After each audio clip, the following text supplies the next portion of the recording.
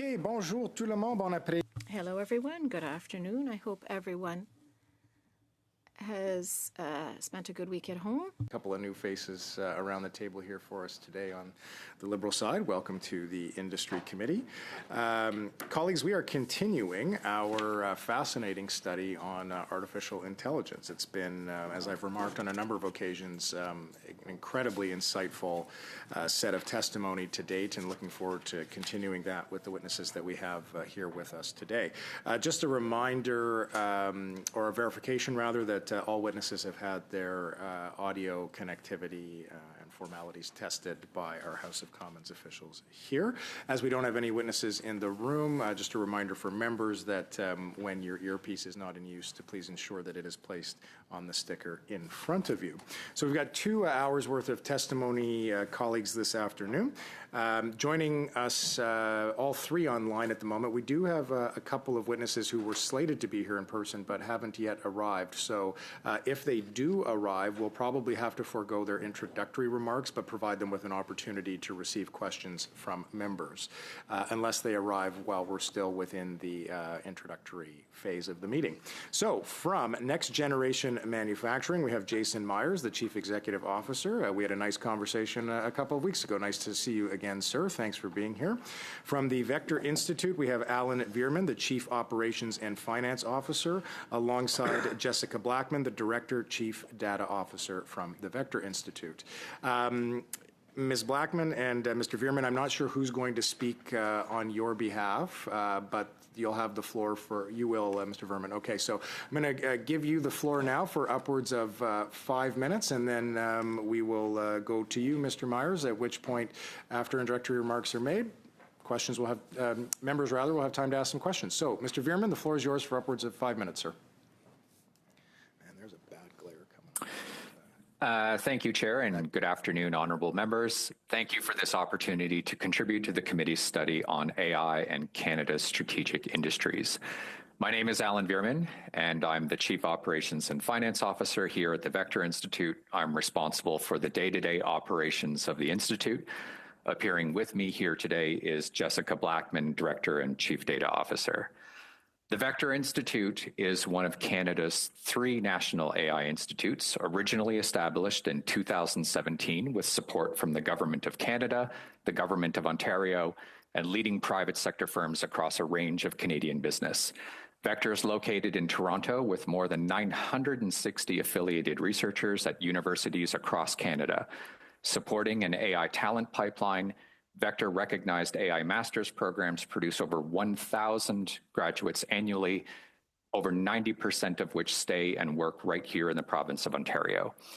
The easiest way for me to summarize Vector's mission is taking cutting-edge AI research and then enabling organizations in Canada to adopt and deploy AI faster across a range of sectors. Vector has more than 300 partners from various startups to enterprises and broader public sector institutions. Vector's industry engagement is second globally only to MIT as measured by the number of participating companies. I think you've heard from others that Canada has successfully built a world-class AI research base. That's right. In turn, the 3 national AI institutes have each developed approaches that accelerate the safe, responsible, and productive deployment and development of AI technologies across multiple private sector companies and public sector institutions. That said, the nation's private and public AI adoption rates still lag international peers. In 2019, Canada was 4th in the global AI rankings, thanks to being the first country with an AI strategy. Since then, Canada's position has been slipping. As of 2024, Canada now ranks 8th. This decline is not uniform. Canada still ranks 3rd globally in AI research. Where Canada is comparatively weaker is in both infrastructure, currently 16th, and operating environment, currently 18th. Vector's experiences reflect these rankings. The message here is consistent. Canada is excellent at producing AI talent, but Canada lags in AI adoption and deployment, with trust in AI and speed being the biggest issues in our view. To that end, I have 3 main reflections to share with the committee today. First, I believe Canada's AI adoption problem is fundamentally a trust problem, and trust comes from understanding. Recent research shows that 69% of regular AI users trust the technology, compared to just 5% when compared to non-users. Second, Canada's sovereign AI compute strategy was absolutely critical, but it's effectively 2 years behind schedule. The lack of financial commitment is not an issue here. The speed at which it is happening in real life is. In contrast, the UK, a middle power like Canada, had committed an announcement to AI compute, but their procurement at the time reportedly took about 3 weeks. Though the specific initiative has admittedly changed multiple times since then, speed is the theme. Without faster deployment of AI compute, AI researchers will leave for jurisdictions with better infrastructure that is committed and online. The corresponding startups that form will scale in those jurisdictions rather than here, and the same goes with the corresponding economic benefit. Finally, increasing productivity through AI usage and deployment is genuinely difficult. It requires fundamental rethinking of business processes, cleaning of data and data governance, upskilling the company's workforce, and a sustained and systemic organizational commitment. Put more simply, if a business is not rewiring its business processes around AI, it is missing out on the transformative nature of the technology. For Canadian culture, such risk aversion manifests itself in procurement, among other things. Small Canadian AI firms looking for Canadian clients often hear that they require a US reference customer first before being considered. This is backwards. More Canadian startups should find their first clients here rather than abroad. In summary, Canada has world-leading AI talent. We have a thriving AI startup ecosystem, and Canada's banks and financial sector in particular are recognized as global leaders in AI adoption.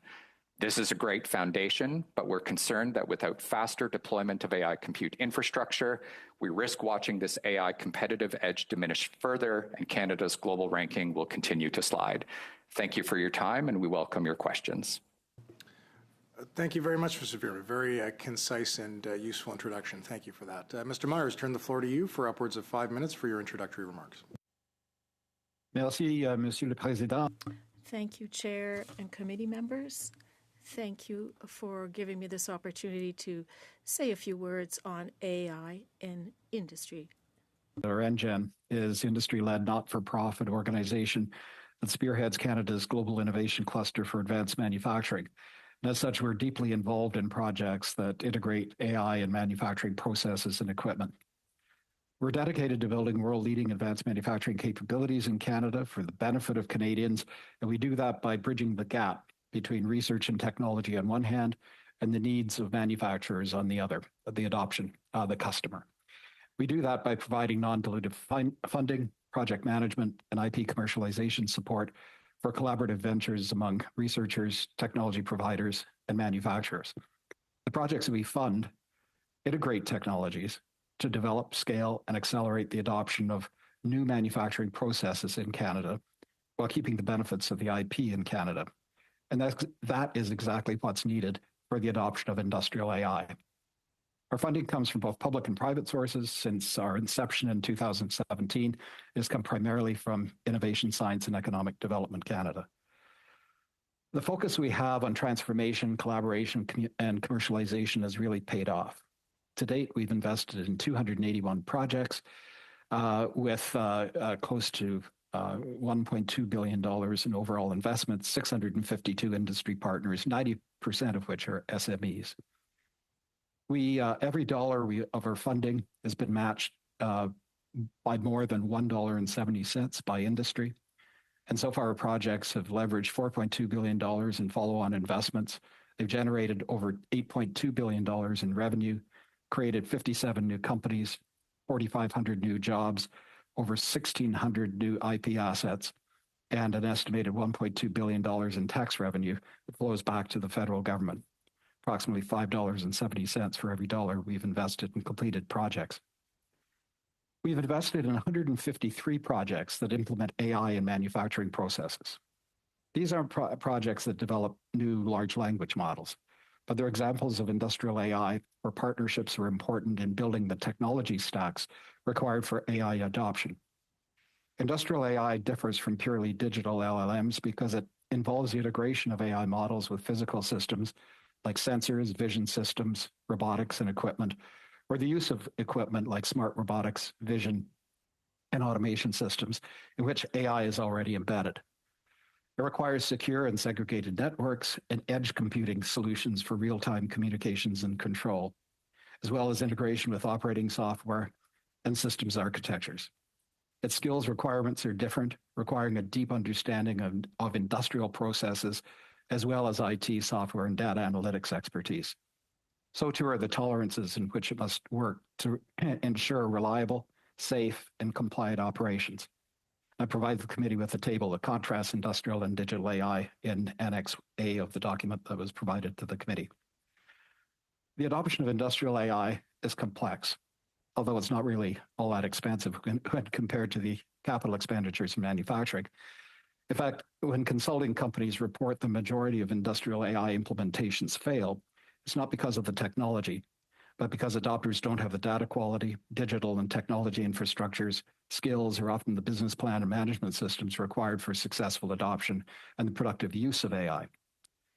Success depends on partnerships among AI providers and manufacturers. It's not simply a transactional vendor relationship. It depends on integration with production technologies and operating systems. It depends on AI readiness. Do companies have a plan about how this is going to lead to improvements in critical operating processes? Do they have the management and operational skills, data systems, technology infrastructure, cybersecurity, and AI risk mitigation practices required to deploy AI in their operations? So money alone isn't going to guarantee success. The criteria that we use in assessing readiness of manufacturers to adopt industrial AI applications are outlined in Annex B of the document provided to the committee. We know that Canadian manufacturers need to boost their productivity performance. We know also how important it is for manufacturers to do so, to continue to drive the Canadian economy, provide the production capacity to supply our needs for home building, infrastructure, healthcare, energy, environmental sustainability, and defense. Industrial AI applications offer them the best opportunity to rapidly improve productivity and build that capacity. Real use cases from Canadian industrial AI solution providers show that 30% improvements in throughput, quality control, equipment, operating efficiency, energy efficiency, and delivery times can be rapidly achieved, if not significantly more. And I've provided the committee with some of the results of 122 use cases that have been curated by Canada's AI4M, AI for Manufacturing Consortium that we support. Industrial AI implementations like these do not replace jobs. In a sector beleaguered by labor and skill shortages and facing existential challenges, they enhance and protect jobs. As the government refreshes Canada's AI strategy, it's going to be crucial to focus on how to accelerate the adoption of industrial AI. There's an important role for government to play in underwriting the risks, especially for SMEs in a sector that's so vital to Canada's economy.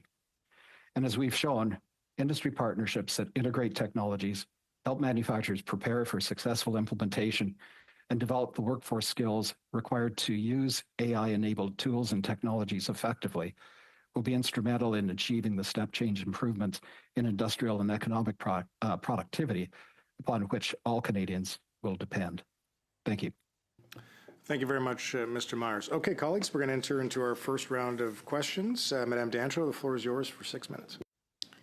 Thank you very much. Thank you to the opening statements from the witnesses today. Appreciate your expertise in this important study. Mr. Myers, it's great to see you again, and I appreciate your briefing there. I have a number of questions for you. You mentioned this at the end of your remarks, but I wanted to talk to you about the potential for productivity improvement in Canada with industrial AI adoption. I think this committee recently did a study on productivity. We understand even from the mouths of the Bank of Canada governor and the executives there that productivity is a crisis in this country. The decline of productivity or the stagnation really has led to increasing affordability issues and the like. I know you're aware of this. And so in brief, just to elaborate a little bit on your opening statement, how do you feel that AI industrial adoption could support Canada's productivity? Well, especially in manufacturing, I think the biggest gains are going to come from improvements in industrial production processes. here. This is where AI really needs to be integrated with other physical systems, with the equipment, with all of the IT infrastructure, the technology stack that is required to support AI implementations. Some of the use cases that have been provided by the AI for Manufacturing cluster are really pretty revelatory here. Areas like throughput, quality control, quality assurance, areas for improving, reducing the downtime of equipment, for instance, improving energy management, reducing emissions, reducing energy use. These are some of the applications where AI has really been shown to lead to very, very significant improvements, in some cases and in some use cases well over 30% improvements. And I think that's the type of productivity gain that we really need. And it's not just to improve productivity. Productivity is really about, there are three ways to achieve greater productivity. You can do more, a lot more with more. And that's the positive aspect of productivity. That's what AI can lead to in manufacturing. But the other two areas are not so good. And in the first part from 2000 to 2010, Canadian manufacturing productivity looked terrible against the United States. But the reason was that manufacturing production dropped in both countries, and the U.S. removed many more jobs than Canadian manufacturers did. That led to a significant improvement in U.S. productivity in manufacturing, but it wasn't a good news story. The economic output dropped, and jobs dropped a lot more. And I think that's what we need to avoid. We need to look at the positive impacts of how AI and other technologies can be implemented to improve and today expand the capacity of manufacturing at a time when it's very difficult to find people working in the sector.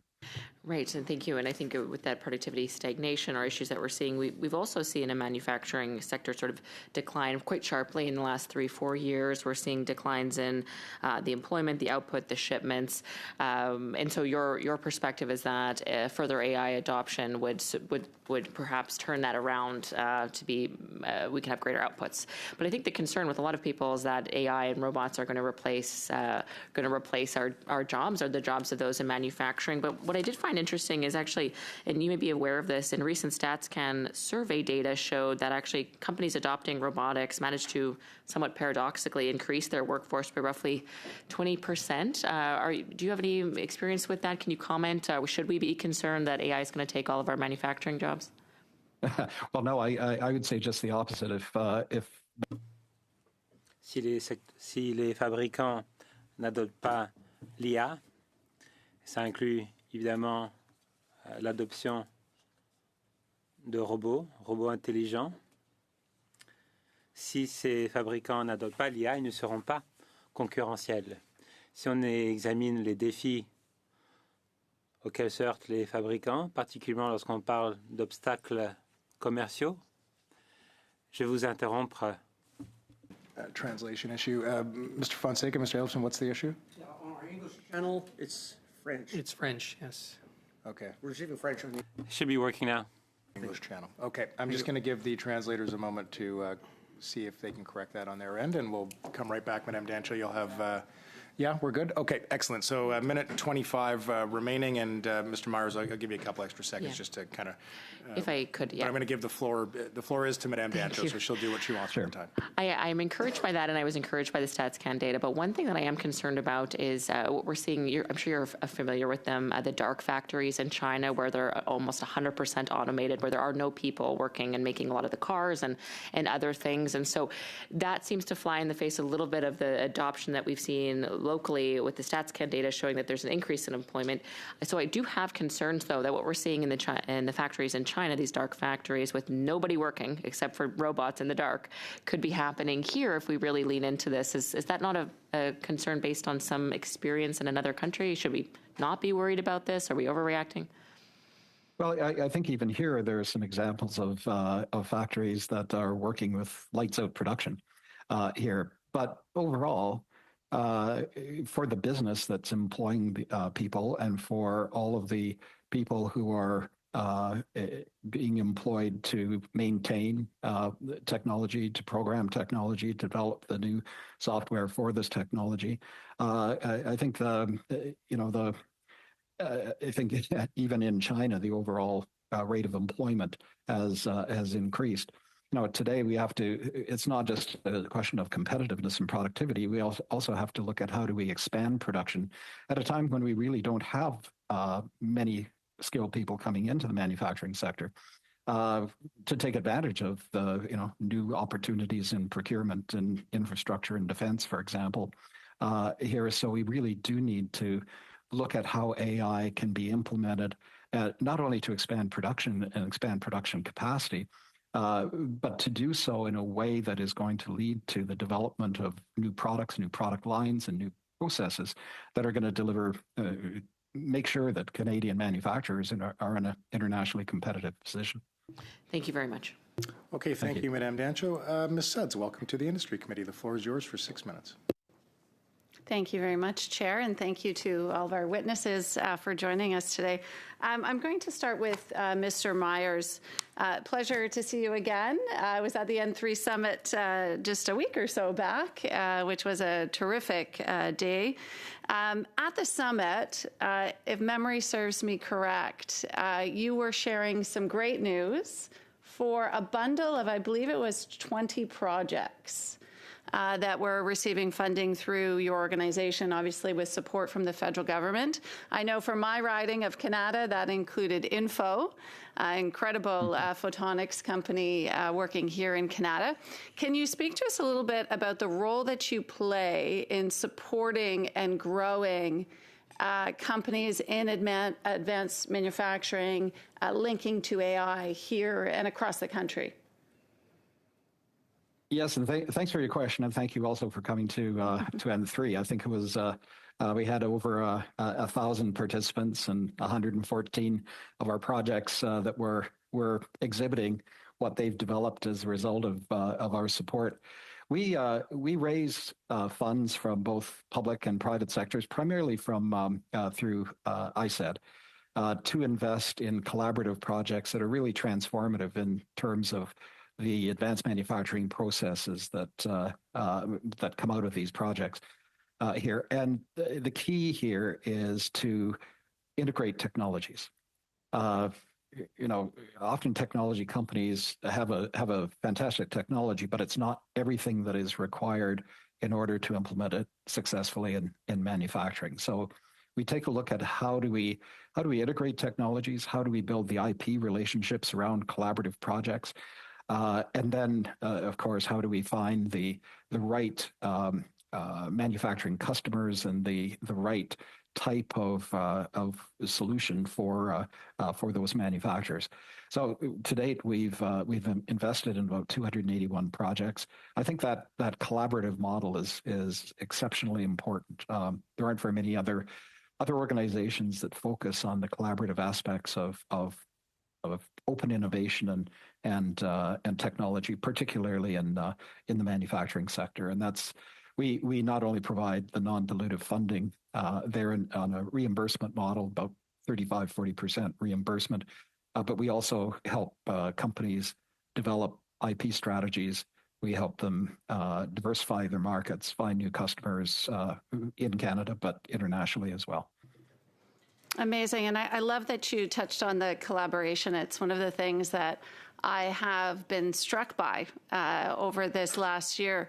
The number of Canadian companies that are working collaboratively towards building out sovereign solutions is incredibly inspiring. And I certainly see the role that NGen is playing in helping to facilitate that. Here in Ottawa... Oh, sorry, go ahead. Sorry, I do want to say, though, I'm off to Germany this evening, where we will have 100 Canadian companies and our project partners at Hannover Messe, the largest industrial technology show in the world. Incredible, and we wish you luck. I look forward to hearing the results from that mission. I was going to say, so here in Ottawa, and actually just as recently as last week, I was able to visit the Canadian Photonics Fabrication Centre, which I think really highlights the importance of advanced manufacturing and enabling next generation technologies. Can you speak to the role of, or the role that photonics and advanced fabrication play in supporting the development of our AI systems?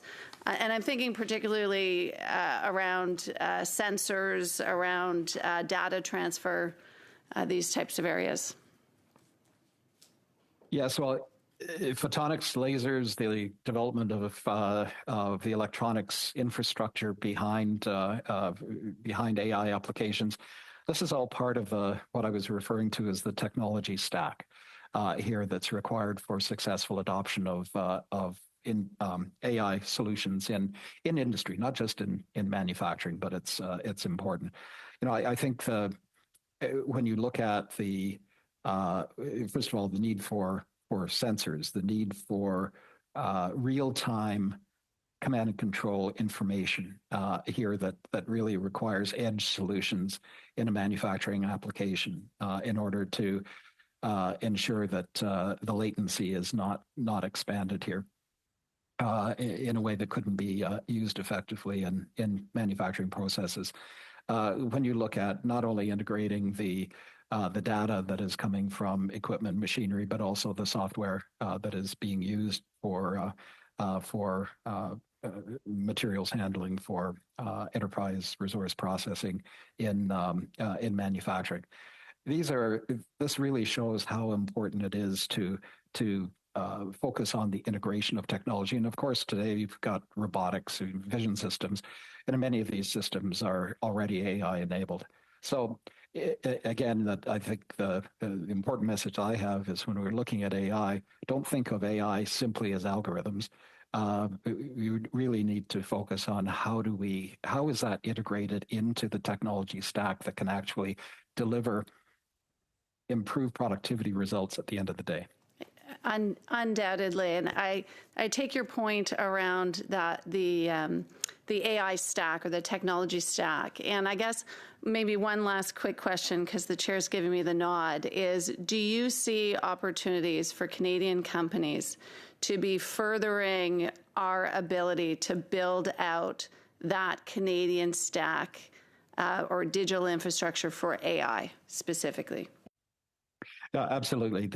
Again, those use cases that I provided, they're all Canadian use cases from Canadian AI providers. They're all working with Canadian manufacturers, and they're all really good examples of how effective AI applications can be in an industrial setting and the results of that. So I'm very, very optimistic that we have everything it takes as long as our technology and research and manufacturing sectors actually work together here.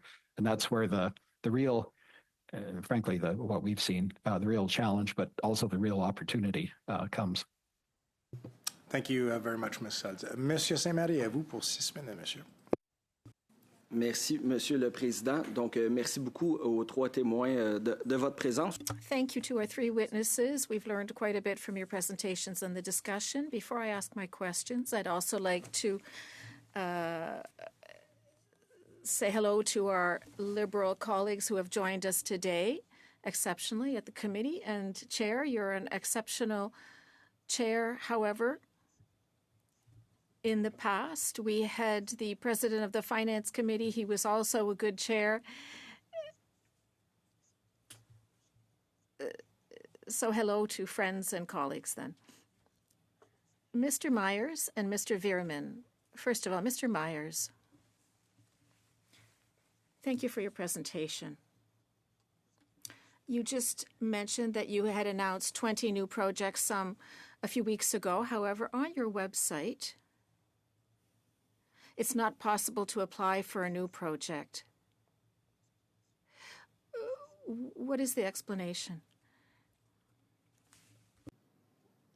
Merci. Thank you for your question. Is that we fully committed all of our funding to date. And while we would love to be able to continue to fund new projects, we simply don't have that capability right now. So we're looking for new private sector as well as public sector opportunities to raise funding to continue to support really good projects. In our last call for proposals for AI projects in manufacturing, we were able to fund in total about 30 projects. The total intake was over 200. And the funding ask was about 5 times more than we actually had to distribute or to allocate. So I think we've allocated it very well. They're very good projects, but we can always use additional funding to leverage up better results. Merci pour votre réponse. Donc, Thank you for your response. So there's much demand for new funding. Are you asking the government to invest more? In Quebec, Scale AI was saying that it was awaiting a renewal of funding. Are you in the same situation, awaiting renewal of funding? We are from the Global Innovation Cluster Program. That's true. But I think there are also other opportunities to leverage private sector funding here in industrial investment funds, ITBs, for example, to support really good implementations of AI where that could, for instance, help to support our industrial strategy for defense. So yes, we are, hopefully, fingers crossed, looking for funding renewal of the Global Innovation Cluster Program. It's been an exceptionally good program, led to great results, but we're also looking at other funding opportunities. merci beaucoup. Thank you. For Mr. Veerman now. In what you explained, you said that the strategy is running late, it needs to be accelerated. What are the other requests that you have of the government to be able to deploy AI in industry?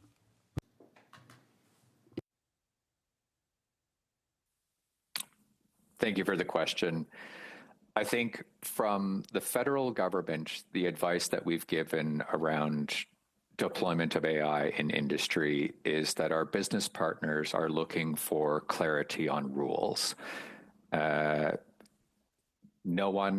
We've not really encountered companies or stakeholders that are vehemently anti-regulation. They just want clear rules. The legislation that was previously tabled by the federal government, the former Bill C-27, one of the main criticisms of that legislation was that it outlined penalties for noncompliance with the legislation, but it failed to articulate what the exact rules are.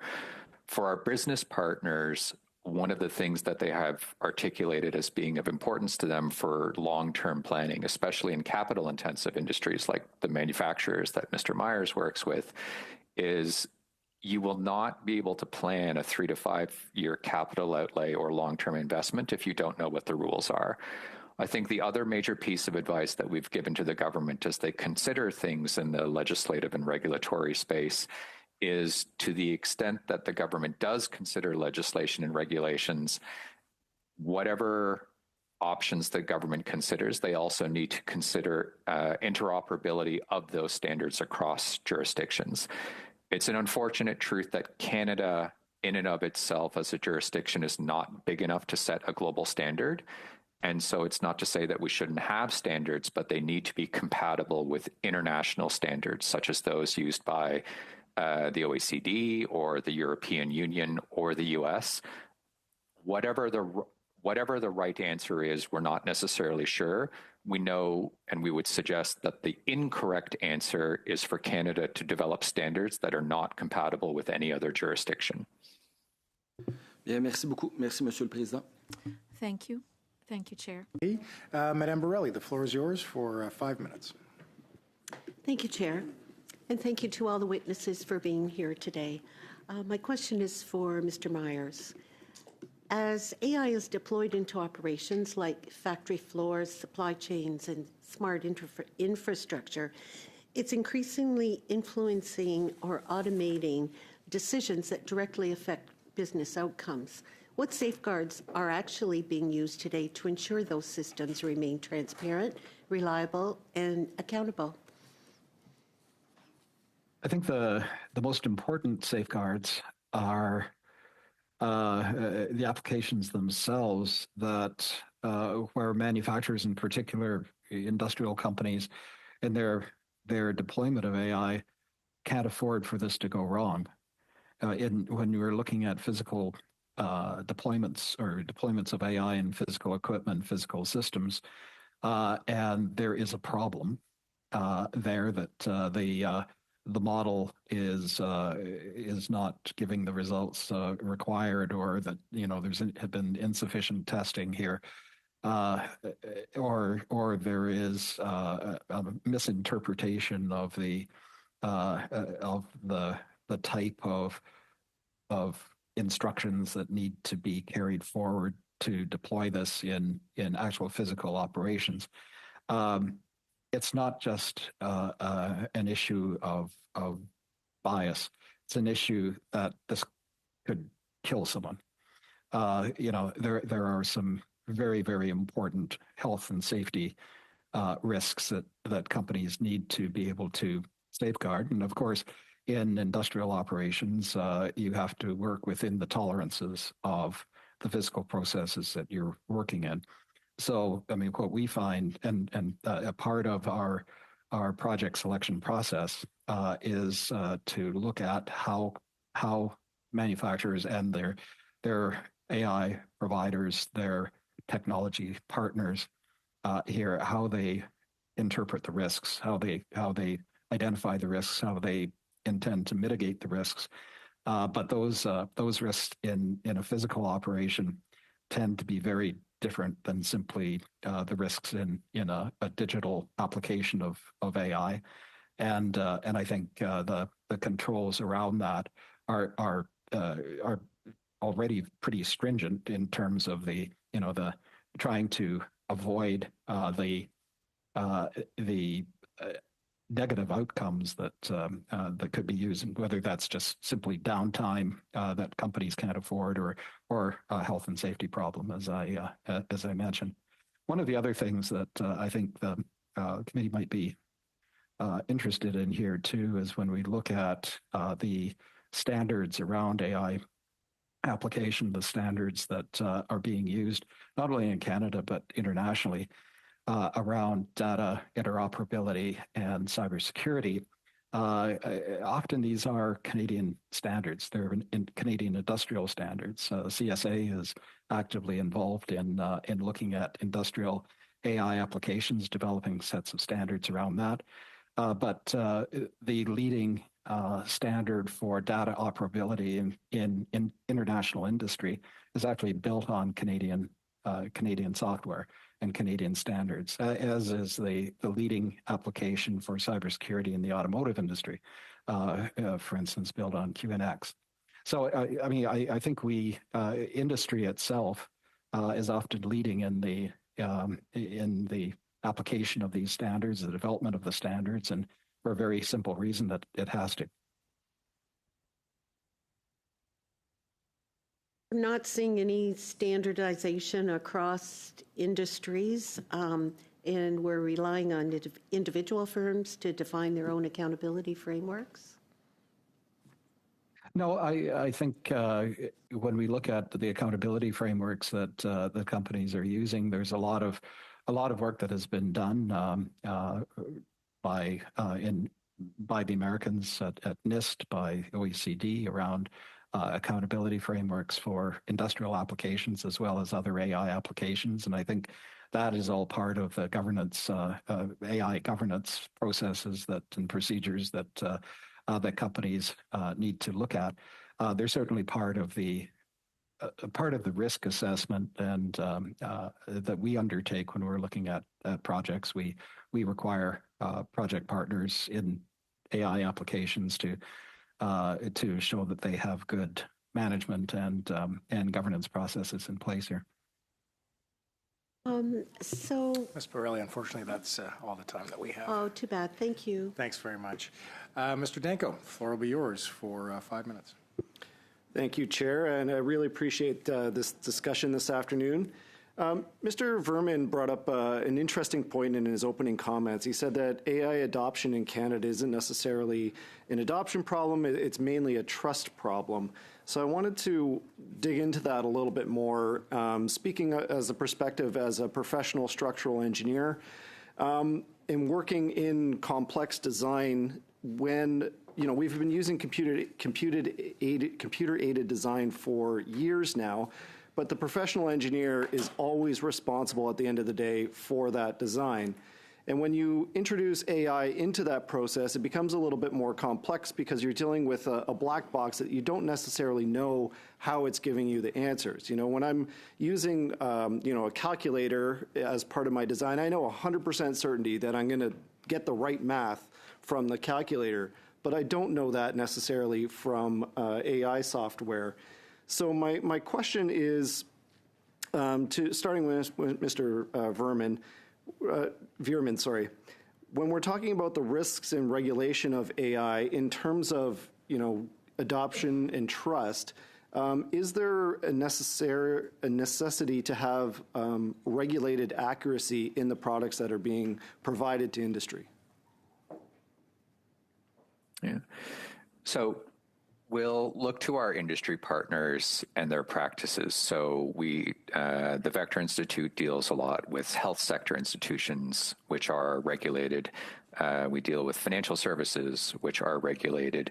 And our industry partners know and well understand that they have to answer to their regulators in terms of their decision making. That can come from a human, that can come from an algorithm, but at the end of the day, the corporation is responsible for its actions. One of the things, or one of the areas where the Vector Institute spends a large amount of its time and energy is on the ever-evolving speed at which AI innovation crosses over into different areas. So for a regulator, part of the effort is in helping them to understand how fast AI is evolving and how quickly it's evolving. So the concerns that they might have been tracking 6 months ago are now replaced by an entirely new set of concerns that they might not have thought of. And we can look to, I think, our regulated sectors like financial services, telecom, and health, and the way in which they answer to their regulators on the need for what we call explainable AI. So it's the idea that they have to be able to satisfy to a regulatory standard the nature of their decision making and be able to justify that they understand how those decisions were made. And that can apply to good old-fashioned data science, good old-fashioned statistical methods that have been in place for years, whether it was a judgment from a human or whether it was done by an algorithm. And I think one of the things that's an evolving area of research for the Vector Institute is there are some terms from, call it a public policy initiative, where there's no agreed upon definition of the goal of that standard. So one of the things that we're often familiar with is a refrain that algorithmic decision-making should be fair. There's no universally accepted computer science definition of what fair means. It's actually an evolving area of AI research. And to the extent that a regulated sector has to demonstrate that to a regulator, they spend a large amount of their time and energy, for example, working with us on understanding the implications of that standard and how that will carry through into their existing risk management frameworks, which Mr. Myers also alluded to, that these are processes that industries have used for some time, and they are evolving in complexity. And both the industry partners that we have and the regulators that they report to have worked with us on those evolving needs. Thank you. Mr. Myers, I wanted to ask you about intellectual property. And this is something that you've both spoken about, but I think it's particularly interesting in the context of advanced manufacturing processes, where you're using an AI tool to develop proprietary processes that are a competitive advantage in industry. And there's a bit of a disconnect, perhaps, in the AI world when you're feeding those into the AI system. They then become part of the training model, and then perhaps risk than improving somebody else's processes or developing somebody else's products or whatever. So my question through to you is how can we make sure that Canadian intellectual property is protected when we're using these AI products as part of advanced manufacturing? And the type of IP that is being developed here is certainly not patentable or copywritten when we're dealing with applications in at least in industrial AI here. Our experience is that you really need to have a very good IP management framework that involves both all parties here, in terms of industrial AI, the manufacturer, the AI provider, but also the other technology companies that are involved. And when we're looking at the development of a new application here involving AI, it is going to require training on models that have been developed by the AI provider. I think that what our experience is that those models themselves remain the property of the AI provider here, and the application, the outcomes then, and the IP that is developed as a result of the data that is used in those models is usually remains the property of the manufacturer, the owner of the data.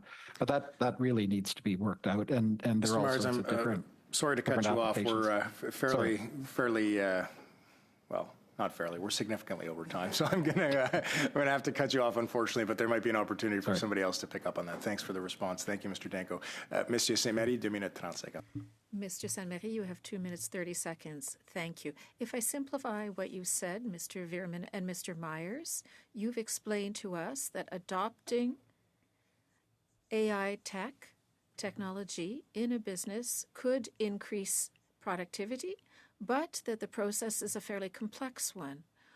I'd like you to give us an illustration or an example of a success story without revealing the case in question. Can you tell us how it would be complicated? What would be the process? Either one could start. Mr. Myers, perhaps you'd like to begin? There is an large automotive parts company in Canada that is using industrial AI to improve the efficiency of its equipment. For example, in order to reduce the downtime of its equipment, and doing that not only through predictive maintenance, but through prescriptive maintenance, where they can actually look ahead and not predict failure of equipment, but to make sure that doesn't happen. So that requires sensors embedded in the equipment. It requires real-time data, so that you are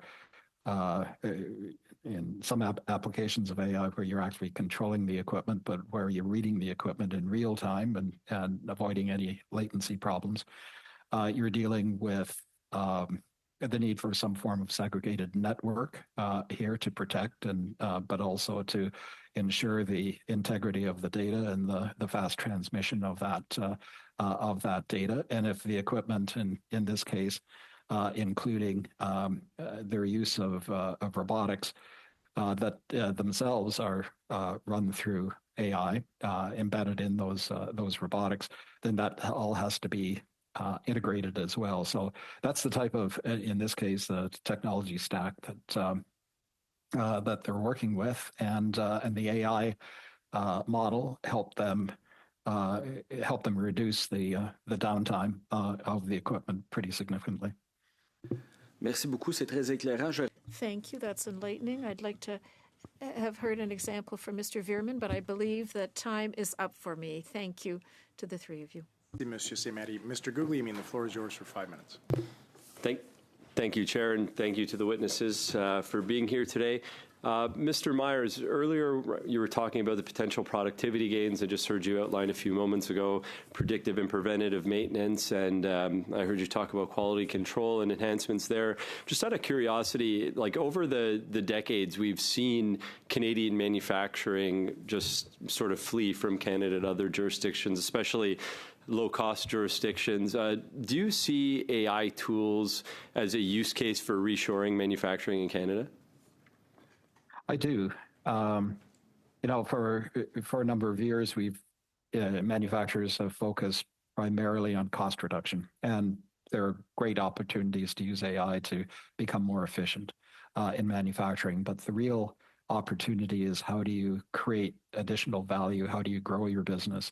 Today, every product, every process, every piece of equipment could potentially be a data platform, and products that are being manufactured are becoming data platforms to provide database services. Jet engines that are leased to the airlines, and where the manufacturer, for instance, is reading all of the data and protecting the integrity of the engine. That's a big example, but there are all sorts of other examples where manufacturers in Canada could use the data to provide not only a better product, a more customized and specialized product, but also generate much more in terms of services as a result of that. Are there certain sectors, like subsectors of the manufacturing sector, that are disproportionately taking advantage of AI tools right now? I think if you look at the electronic sector, the equipment sectors, clearly the robotic sectors, the advanced manufacturing technology sectors, those are probably the leaders in terms of AI adoption. Larger companies are using AI a lot. It's the smaller companies that I think where we have the biggest adoption challenges. So this brings me to one of the things that you've discussed previously, and that's with respect to cybersecurity. So as more and more businesses start adopting different AI tools for manufacturing and robotics and other integration, what are some of the concrete security and cybersecurity risks that you see manufacturers facing on plant floors today here in Canada? Well, there's always a cybersecurity issue about being hacked, of course, and phishing and applied to data. But we've seen examples over the past several years of automated equipment and autonomous equipment. Could be forklifts, could be cars, being hacked themselves, and that's the type of cybersecurity concern, I think, that in some ways is a challenge itself to adoption of AI. There's lots of data being generated by manufacturers, and AI can help those companies create value from it. But at the same time, they're vulnerable. Not only the software systems and the data, but also the hardware that's data enabled as well. They're vulnerable to cyber attack. And how prepared would you say that Canadian SMEs are to deal with cybersecurity attacks? I think there are a lot of Canadian SMEs that think that they're prepared, but I don't think anybody is fully prepared for cyber attack. And the most important part of being prepared is not the technology; it's the training here. And when we're looking at AI adoption, for instance, I agree trust is a major issue, but there's a whole cultural training, cybersecurity data management training that needs to be done throughout an organization, including top executives and management here as well. And I think that's probably the best protection for many of the cybersecurity concerns that we've seen. You'll have to be quick on this one. Is there a national standard right now for plants and facilities to look at to start developing their own cybersecurity infrastructure or policy? Yeah, there is. And the Canadian Cybersecurity groups and American through NIST. I think there are a series of industrial standards around cybersecurity protection. Okay, thanks very much, Mr. Guillemin. Mr. Elifson, the floor is yours for 5 minutes. All right. Thank you, Chair. I've heard from different people asking from different professions they're in. Mine is the medical profession. I've seen some applications already in use in medical charting using AI to give more concise documentation to dictated notes, these sorts of things. I do know that my own profession has been very slow to adopt to information technologies. I still know how to use a fax machine. And in the hospital I recently worked with, we are still using them. But it speaks to a greater issue of trust. I think, Mr. Veerman, you spoke of, trust being one of the things that has been a barrier. And what has been done in education of industries and the general public in regards to this issue of trust? So in the Vector Institute, there's a two-pronged approach that we use. The main one that we use is just to get people hands-on. First off, we found that's the most effective way to do skills transfer in AI. And second of all, for companies that are just beginning their AI journey, doing a low-level AI use case implementation is the best way to start to get them familiar with it. It reduces the apprehension level. It has a relatively easier to achieve ROI. We always encourage companies to start with small-scale AI implementations first to get them started on their trust journey and their transformation journey in AI. The other part is where we direct the corporation's efforts from a strategic level. And early on in the Vector Institute's life, we did recognize that AI is a topic that provokes quite a visceral reaction in the general population. And we thought about that in two ways. So the first was to the extent and to acknowledge that we do receive a large amount of public funding. We looked at the governments as a corporation and where does that corporation spend money? And so where should that corporation want to use AI to improve the efficiencies and outcomes of their operations? The largest expense line in public expense is unequivocally healthcare.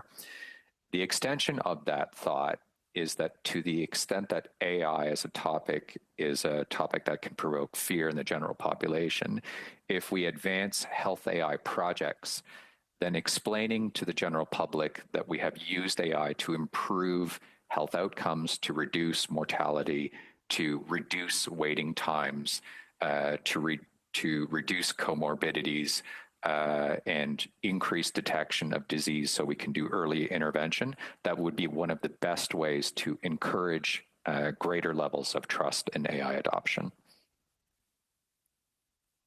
Thank you. That's very helpful. Certainly from the limited exposure I've had to it, it appears to be something that appears to have some promise in the profession. To change topics a bit, we talk about the sovereignty of our data and different worries we have, particularly with cross borders. Now, there are given laws regarding access across governments. There is a law in the States, the acronym is the Cloud Act, which says that the U.S. government could have access to any data on servers it owns in other countries. Canada has not signed on to this, but what assurances can we give to Canadians that what data or information being used on this would be, actually sovereign, and that there would be the proper guardrails to make sure that actors from outside our borders wouldn't be able to either, gain information or, worse, even control of these technologies. I'll start with you, Mr. Veerman, and then go on to Mr. Myers. We're actually only at about 30 seconds remaining, so unfortunately, Mr. Ellefson, I'm going to let Mr. Veerman take that one. Thank you. And we'll conclude. Thank you. My colleague, Ms. Blackman, is best positioned to answer. Thank you so much for your question. So as a National AI Institute, one of the things that Vector does is we make Canadian compute available to researchers on a scale that otherwise would not be available to them. So this means that they are working with Canadian data in the context of a Canadian compute environment where they can be sure that their data is safe and secure. Okay, thank you very much. Two quick things before we finish. The first is we'll take the opportunity to wish Dr. Ellefson a happy birthday today. I think we're all chipping in to get him a brand new fax machine. So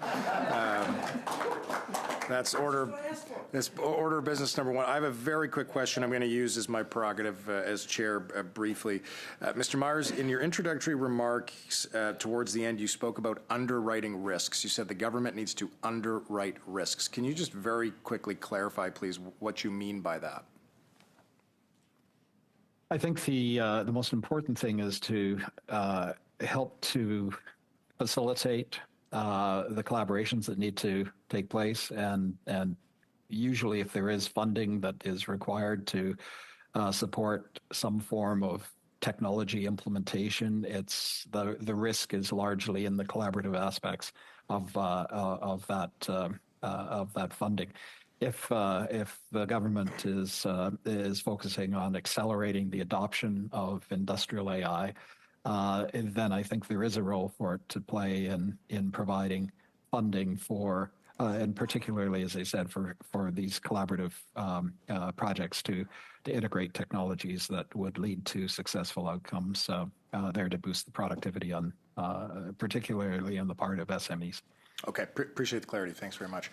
Witnesses, thank you for availing yourselves to us. Very useful and meaningful discussion here. Colleagues, we're going to briefly suspend as we turn over to the second hour. Briefly suspended.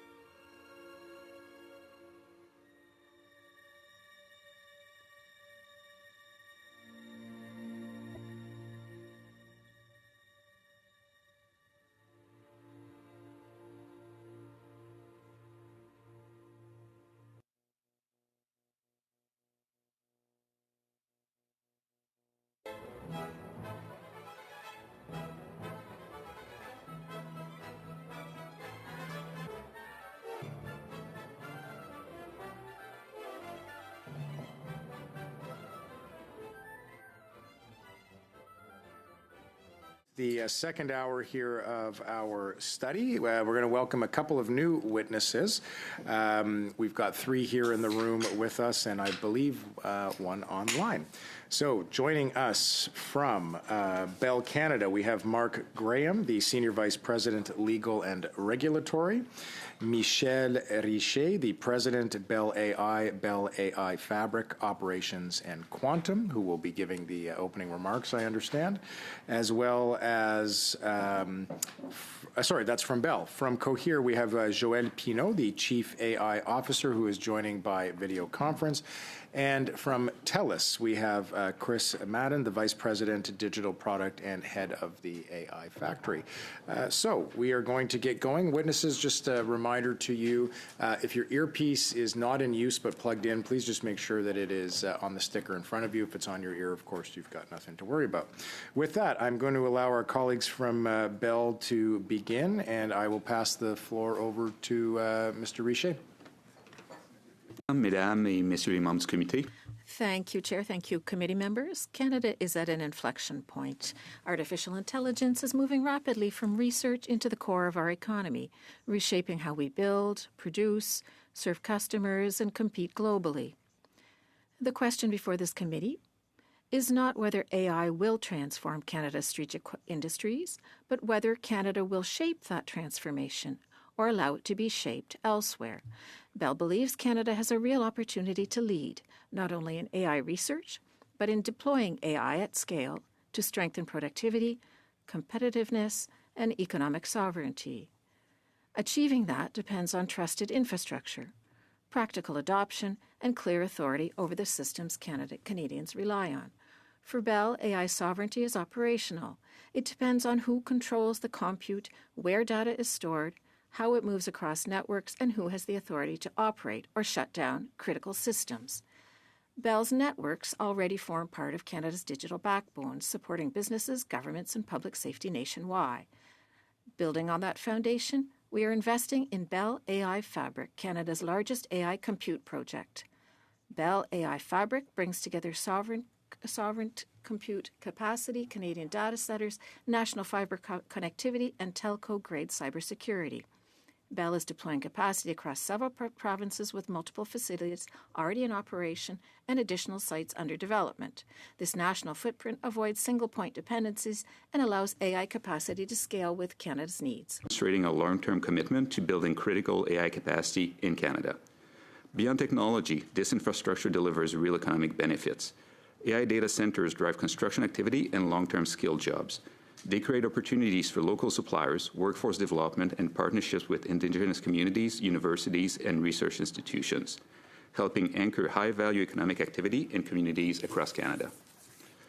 For Bell AI Fabric, the goal is to give governments, researchers, and businesses access to AI infrastructure powerful enough for enterprise-scale adoption, while ensuring that data, models, and operational authority remain in Canada. This foundation is essential if AI is to improve productivity and competitiveness across Canada's strategic industries, while supporting our economic sovereignty and security. On adoption and commercialization, the global AI race is about embedding AI into real operations, factories, logistics networks, call centers, farms, health systems, and public services. Bell helps enterprise and governments move from pilots to production, using AI to automate workflows, improve network performance, strengthen cybersecurity, and deliver better services. Bell is also partnering with Canadian AI leaders to ensure value creation stays in Canada. For example, Bell has partnered with Cohere, a leading Canadian AI company, to deliver full-stack AI solutions that combine Canadian-controlled compute, networks, and security with world-class Canadian models. These partnerships help translate Canada's research strength into deployable solutions that can be adopted at scale under Canadian jurisdiction. AI only delivers economic value when it's used at scale, and organizations, including governments in critical industries, will only use AI at scale if they trust that the infrastructure, the data, and decision-making remain under Canadian control. From our perspective as an operator of national digital infrastructure and as a leading provider of AI-powered enterprise solutions, the role of public policy is to ensure Canada remains globally competitive and to support responsible deployment. Where AI moves into real operations, productivity improves across sectors, and economic benefits remain in Canada. Pour finir, l'occasion que représente l'IA pour le Canada est...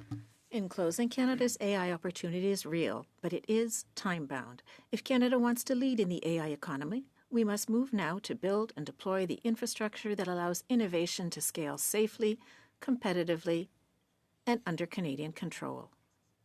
With our unprecedented investments in Bell AI Fabric, that is exactly what we are doing. Excellent. Merci beaucoup, Monsieur. Thank you, Mr. Richer. For upwards of 5 minutes. Thank you. Good afternoon, Mr. Chair, honorable members, and fellow panelists. Thank you for the opportunity to appear before this committee on a matter of critical importance to Canada's economic future. We stand at a decisive inflection point. We possess world-leading AI research and innovation, yet we confront a systemic productivity crisis that has allowed our national growth to stall for decades. We train brilliant minds, engineers, and researchers, only to witness them leave because the essential domestic infrastructure required to commercialize their innovation did not exist. 75% of AI patents developed in Canada are owned by foreign entities. And our most valuable talent inevitably follows the computing infrastructure down south. In today's AI era, compute power is national power. And we cannot adopt AI at scale without the absolute confidence that our proprietary data, operational intelligence, and competitive advantages remain under Canadian jurisdiction. This isn't just my belief. This is a message we hear from Canadian entities looking to adopt AI themselves. They want clarity about how the Canadian definition of AI sovereignty, and they want consistency in how that definition is used. Data sovereignty is a necessary component, but to be truly sovereign, we need full operational control over the infrastructure itself. This includes the facilities, the hardware, the networks, the operations, and the data. It means Canadian operational control across every layer and Canadian jurisdiction throughout. Limiting foreign control or exposure to extraterritorial laws. We call this sovereign by design, built from the ground up, not retrofitted. At TELUS, we have moved beyond debate and responded to this national challenge with decisive action. We built Canada's first fully sovereign AI factory, which opened its doors in Rimouski in September 2025, and features Canada's fastest and most powerful supercomputer, bringing the same cutting-edge capabilities that power AI innovation in Silicon Valley right here to Canadian soil. Partnering with the world's leading AI infrastructure provider, NVIDIA, we're delivering the world's best technology without compromising sovereignty. Furthermore, our facilities operate in a LEED Gold certified building powered by 99% renewable energy through Hydro-Quebec and exhibits industry-leading energy efficiency. This infrastructure reflects essential Canadian environmental values, proving that large-scale AI can align with sustainable, low-carbon future. Unlike many announcements who have merely announced intentions, we are fully operational today, actively serving Canadian organizations. TELUS has been part of and leading Canada's AI ecosystem for over a decade now, working with research institutions like Mila, Amy, and Vector, and industry partners to advance responsible AI adoption. Today, alongside our consortium partners, including leaders like Cohere, we're offering the full stack of AI solutions, the infrastructure, the platforms, and the applications that Canadian organizations need to deploy AI at scale while maintaining complete control. This is critical for our industry and our national economic security. Canadian manufacturers can deploy AI without sending data abroad. Researchers can train models here, keeping innovation at home. Healthcare institutions can leverage AI for patient care without compromising privacy. As the government works to scale AI adoption across public institutions and nurture a domestic ecosystem, we must eliminate ambiguity. We need clarity on what sovereign truly means, clear definitions that distinguish between data residency and operational control, and procurement standards that prioritize Canadian-controlled infrastructure. TELUS stands ready to partner with the Government of Canada, this committee, and with Canadian industry to advance this critical infrastructure. We have the talent, the resources, and now the infrastructure. What we need is continued commitment to build and the policy framework that gives businesses the confidence to continue building here. ensuring Canada owns its AI future, not merely participates in someone else's. Thank you, Mr. Chair. I look forward to your questions. Thank you very much. Et puis, Madame Pinault. And Ms. Pinault now, you have the floor. Merci, Monsieur le Président. Thank you, Chair.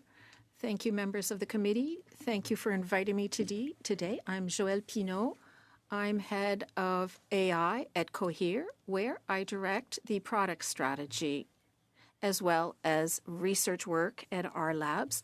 I'm also a professor at McGill, and by highlighting the magnitude of the moment we are in. AI is a fundamental economic shift reminiscent of the massive industrial mobilization of the 40s, has rapidly evolved from an academic pursuit into a defining force in national productivity, security, and sovereignty, which has taken me from McGill University to today with Cohere. Global competition is now nation to nation. Countries are mobilizing defense budgets, strategic investors to back their AI champions. Without actively building sovereign AI capacity, we risk absolute reliance on foreign infrastructure and losing decades of economic benefit. Canada can anchor its ecosystem with our own values and governance system. Founded in Toronto in 2019, Cohere is Canada's only foundational model lab at global scale today, building large language models that are powering new applications more quickly and cost-effectively, and placing us among just 3 other nations, the United States, China, and France, with domestic capabilities at this critical layer. While Canada's a research powerhouse, accounting for 5% of top-tier AI researchers globally and leading the G7 in talent growth, we have historically struggled with commercialization. Nous devons désormais agir au même rythme. We now must work at the same pace as our peers. Canada is facing a persistent productivity lag, about 30% compared to other G7 countries.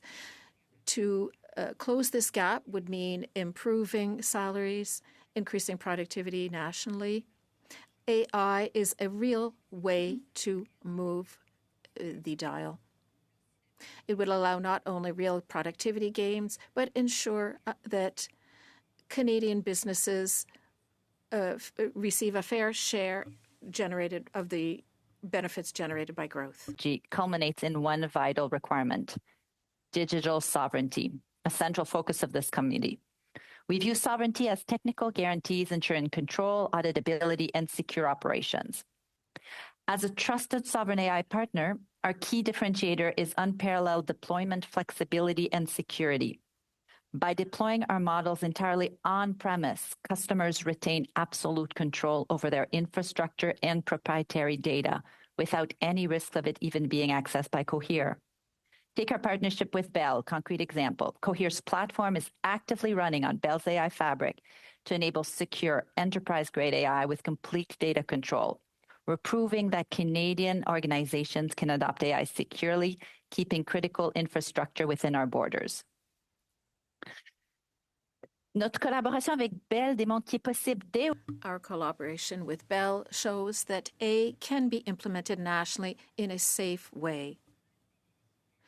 The challenge is across the country is related to market disruption and other aspects, and Canada must respond with concrete measures. Here are 3 recommendations. First of all, to guarantee data sovereignty, we must resolve constraints with infrastructure.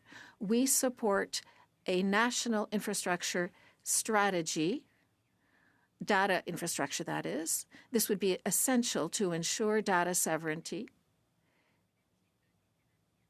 We need models that reflect Canadian data. Businesses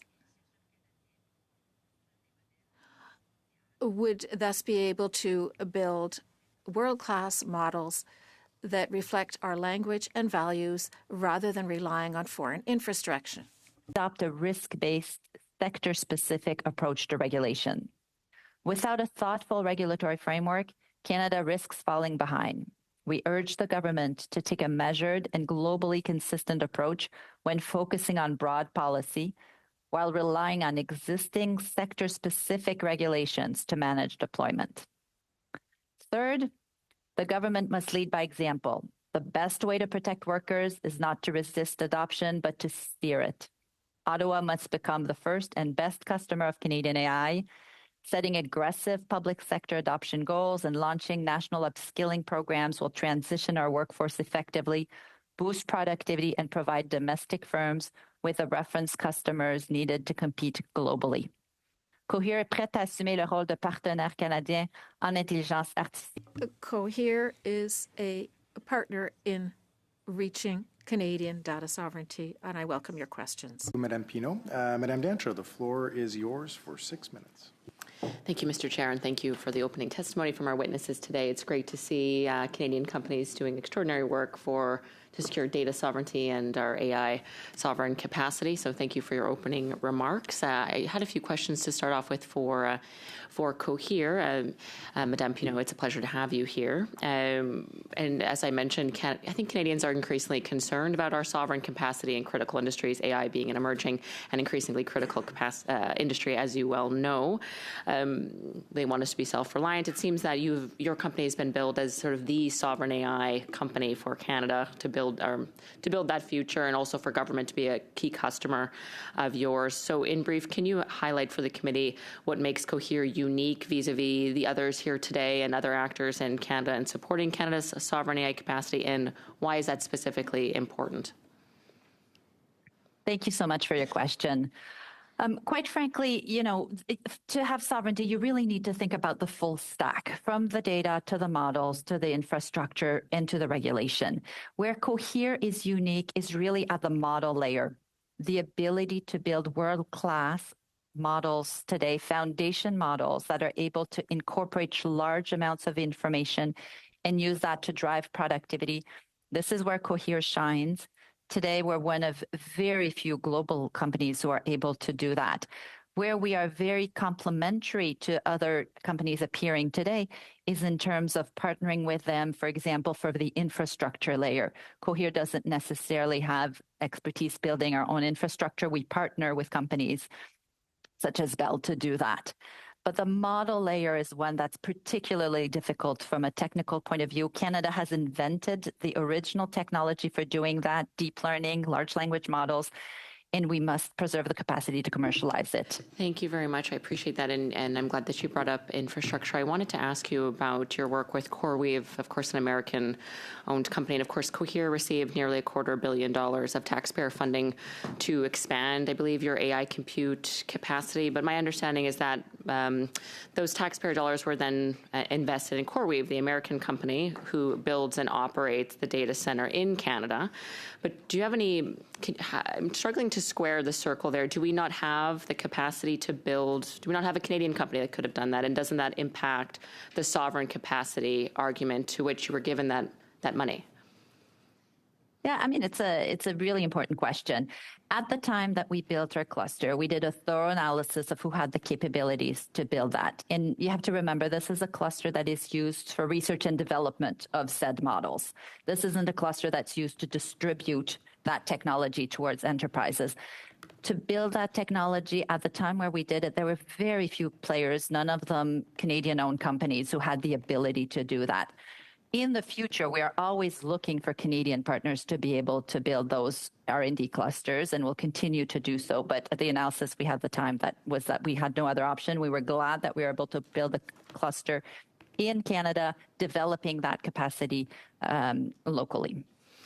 Okay, thank you. And do you have any concerns, given that it's American-owned and operated, about the Cloud Act, I'm sure you're very familiar, the U.S. Act that would allow American law enforcement and other security apparatus there to really, if there was a security issue that they deemed, they could access the data from many of American-owned companies. So that would fall, of course, under the Cloud Act, I would imagine. Are you concerned about the security implications of that? I'm sure you probably have witnesses that have more in-depth knowledge in terms of the interpretation of the Cloud Act. That being said, that act doesn't circumvent legal processes in terms of access to data. I understand that Canadians, of course, have a right to own their data, and the Canadian government will continue to govern the use of Canadian data.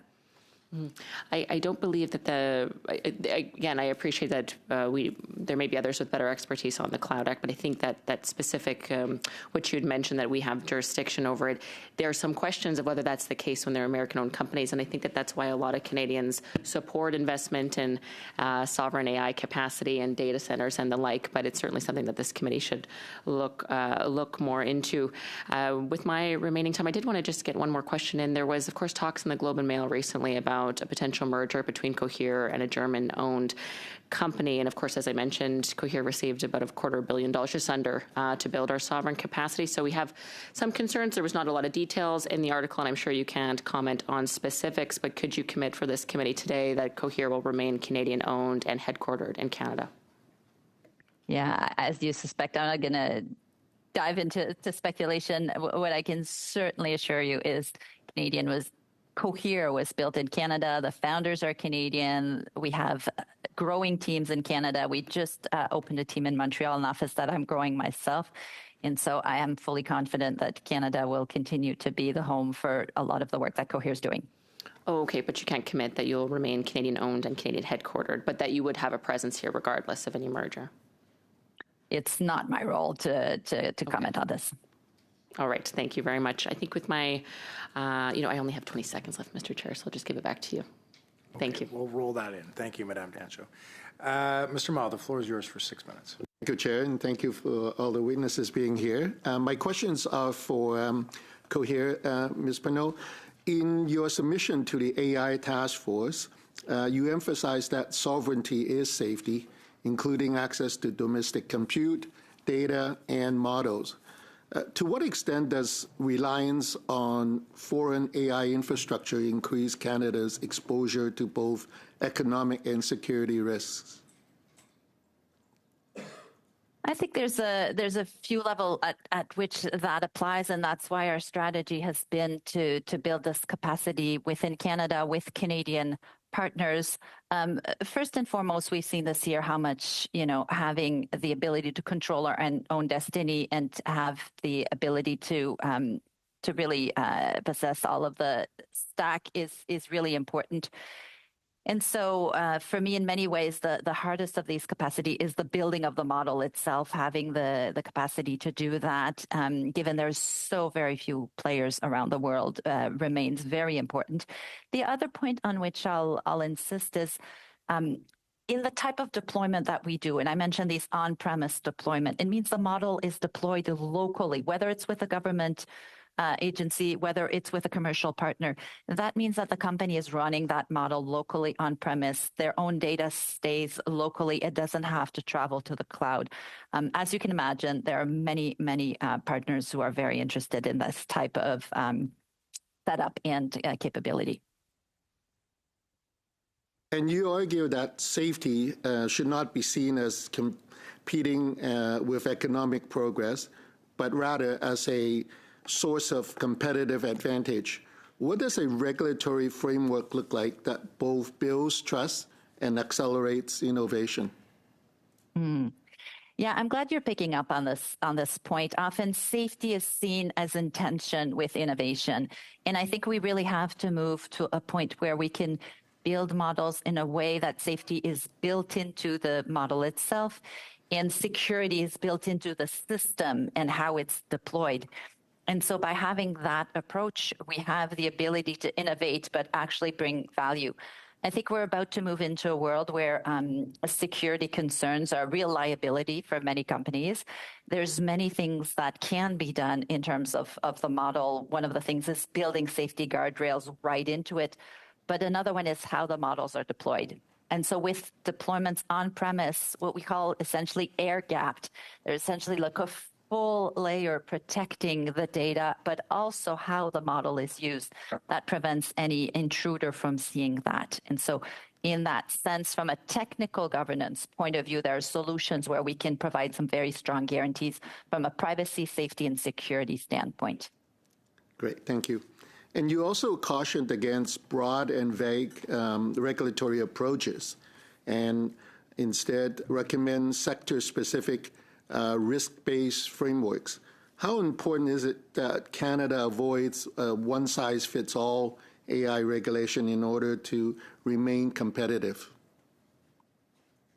Yeah, this is an issue that that we are facing as a company that wants to build here in Canada, but of course play a role commercially on the global scale.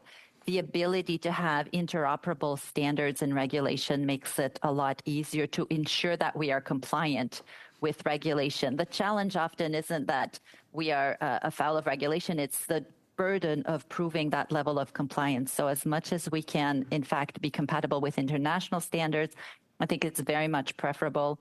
The other thing with AI is in many ways, there's been an attempt to regulate the future.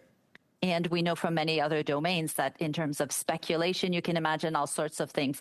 The idea of a risk-based framework is we're actually trying to regulate the technology based on evidence and based on measurement, which tends to lead to much better technology and quite likely better regulatory framework as well. Thank you. Now, in terms of trust, your memo highlights that public trust in AI in Canada remains relatively low. To what extent is this trust deficit currently acting as a barrier to adoption across businesses and institutions?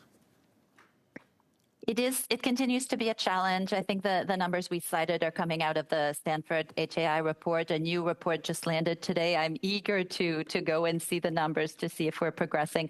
I do think it's important for citizens to understand the technology and to feel like they have some agency over how the technology is used in their life. When it comes to the workforce, and it's worth emphasizing, Cohere is strictly focused on deploying AI within the context of enterprise and governments, not for consumers.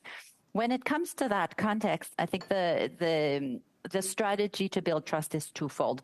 One is to support the transition that is necessary. We have several programs in terms of education to drive adoption, to make that transition a lot easier when we partner with an enterprise. We view that as being essential to the transition. The other one is to show the burden of showing that we're actually realizing productivity gains, that we are not there to deploy technologies just to complicate people's lives, but to actually have a way to demonstrate that the productivity increases are real towards use cases that actually matter to each company. Thank you. Thank you very much, Mr. Ma. Monsieur Saint-Marie, 6 minutes. Mr. Saint-Marie, you have 6 minutes. Thank you very much.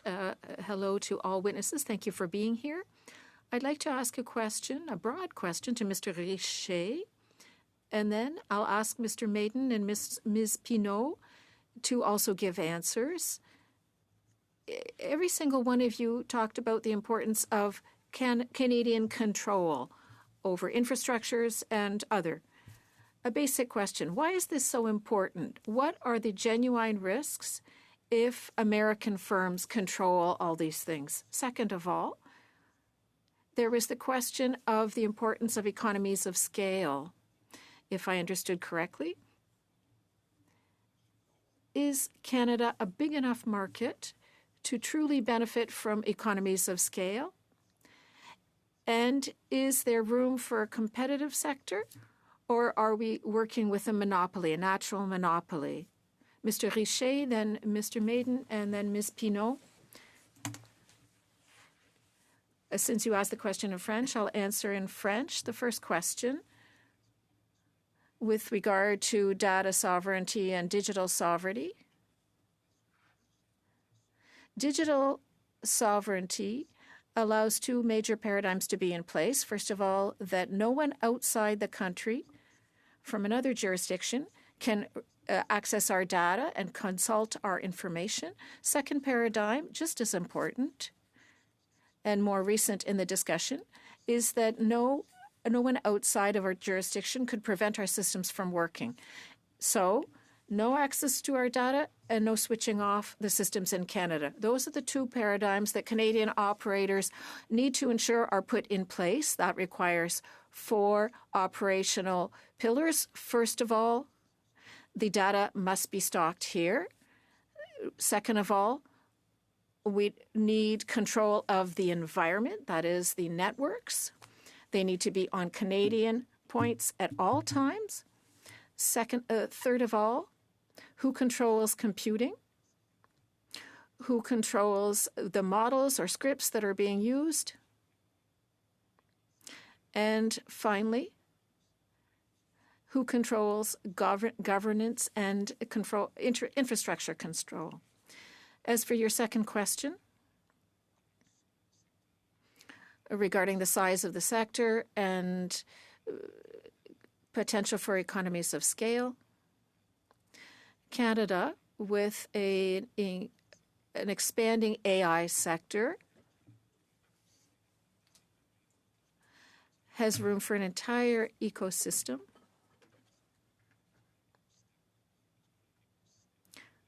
We need a full ecosystem with players who provide elaborate solutions at all levels, all layers. Inaudible? I would say two aspects to that. On the data side, I think there's three elements to the data that we have to think about. There's the actual data, whether it's our citizen data, our own healthcare data, et cetera, that sits. But the age of AI, and especially the digital, is also creating data, right? The models run, we have telemetry that's running on it, you're looking at all the information that flows through.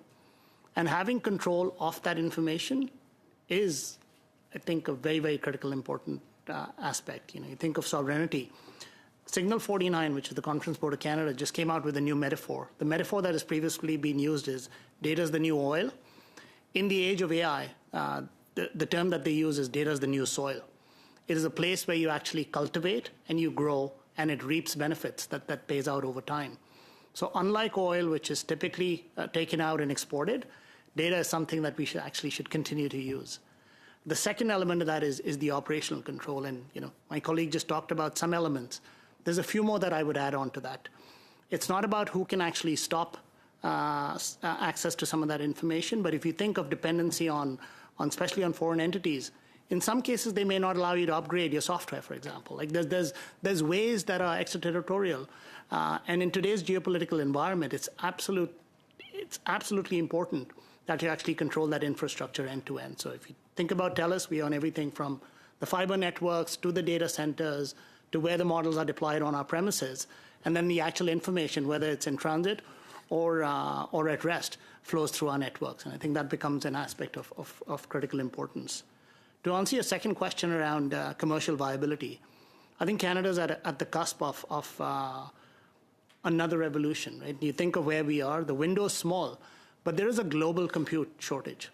This is something you see that plays out across the board. It's one of the reasons you actually see large American multinationals trying to buy up data centers or get presence in Canada.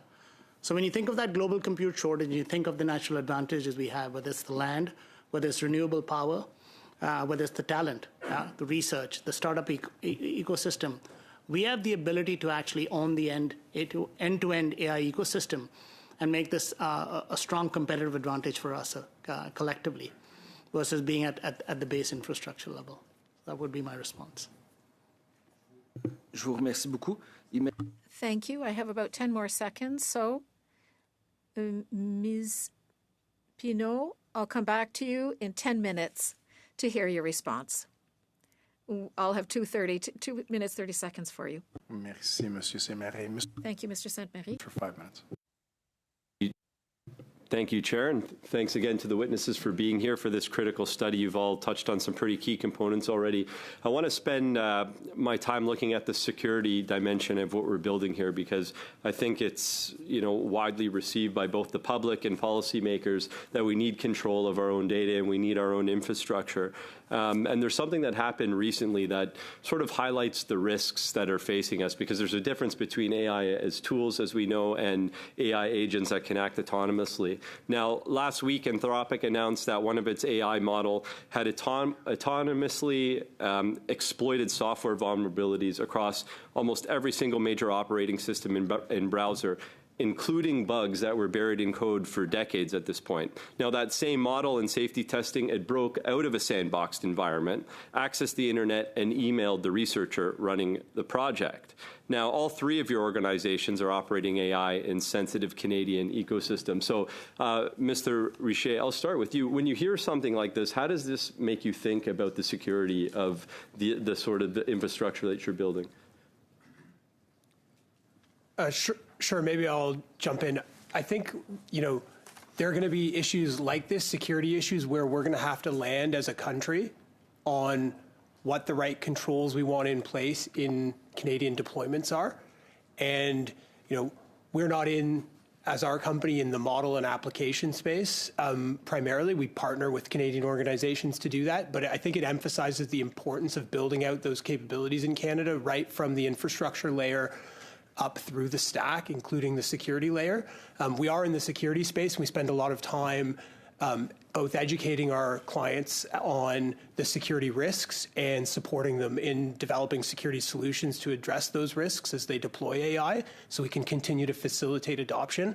But we need to have a Canadian ecosystem and the Canadian infrastructure so that we aren't faced with a choice between approach that is not regulated in Canada but determined in another country, or not deploying AI. We need the ability to deploy Canadian governed AI, and that's why we're so focused in developing that full stack solution.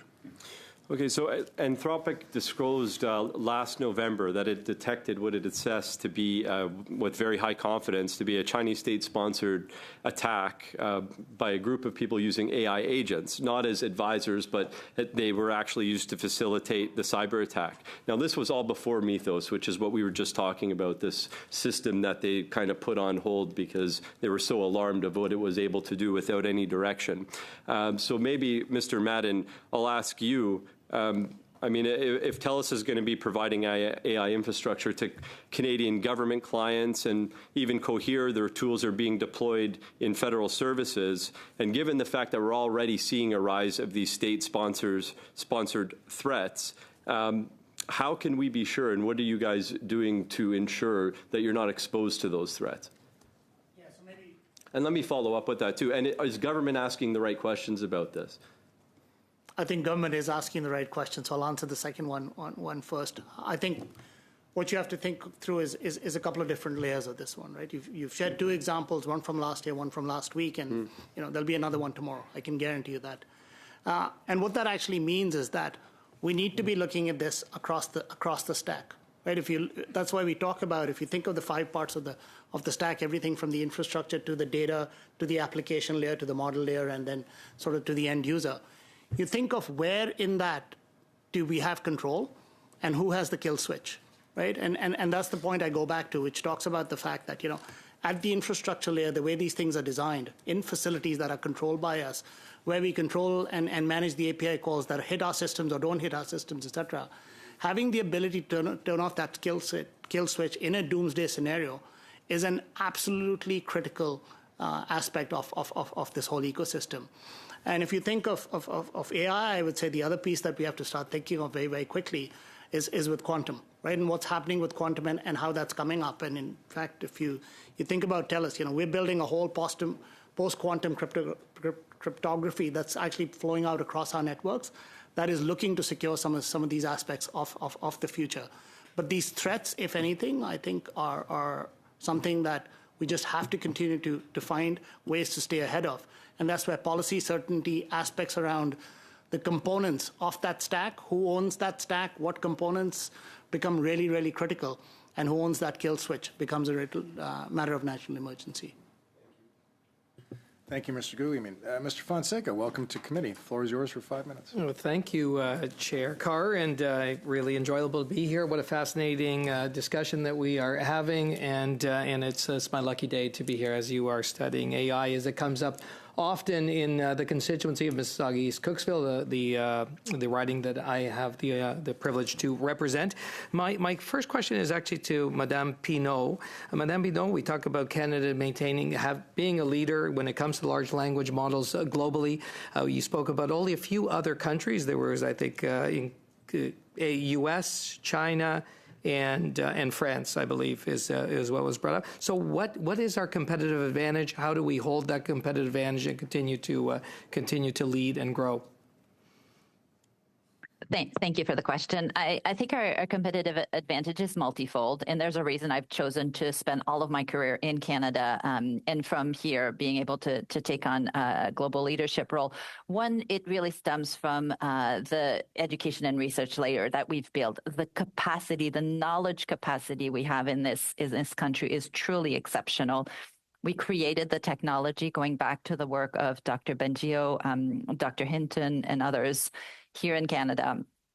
We understand that technology to this day. The three institutes that we have, Mila, Vector, and Amy, are some of the largest producers of domestic talent for this technology. We've been able to build up a substantial infrastructure capability as well, as demonstrated by my co-panelist today. And Cohere has the ability to build large models. It's really a skill that requires a combination of research and engineering. And I think that the complexity of training these models is only increasing year over year. And so the ability to have all of these capabilities domestically continues to be very important.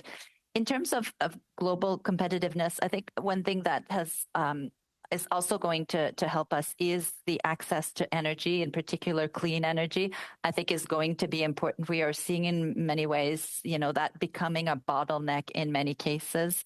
The ability to build more lightweight governance, but that actually gives us the clarity we need of how to develop that technology is going to be important. So I look very favorably to the report coming out, the strategy coming out from the government in terms of the federal strategy.